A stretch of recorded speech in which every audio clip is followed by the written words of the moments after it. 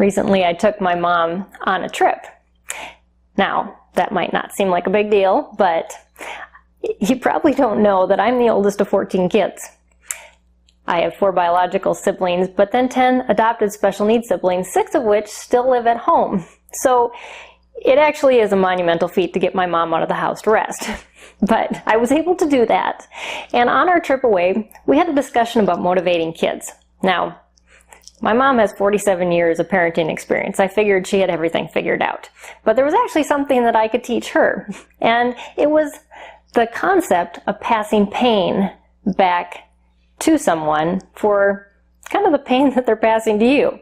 See, our natural human inclination is to avoid things that are difficult for us, things that are painful. And we like to pass that pain onto somebody else because that alleviates it from us. I'm sure you've seen this played out in your home and your school, probably a lot, because kids who struggle, with life or with schooling tend to be very, very good at passing that pain off to you or to other people, either through avoidance, making up excuses, whining and complaining, throwing tantrums, because it's something that they want to not have to deal with. And so they pass the pain to you.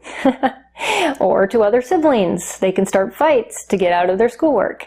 Now, I'm not saying that you need to, just make your child buck up and do it no matter what. There are some accommodations, modifications we have to give our kids just to make them successful and school not to be so painful.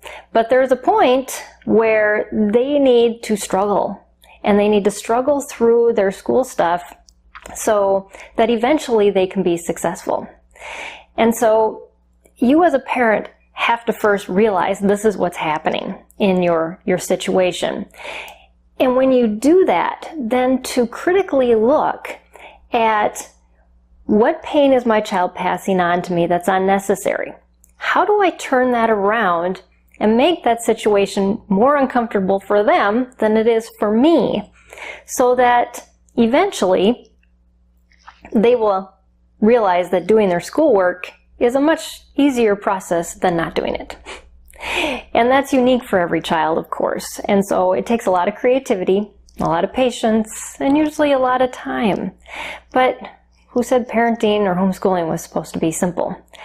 A quick, easy trick or fix is only going to, kind of get your kid doing what you want them to do, but does it really change them?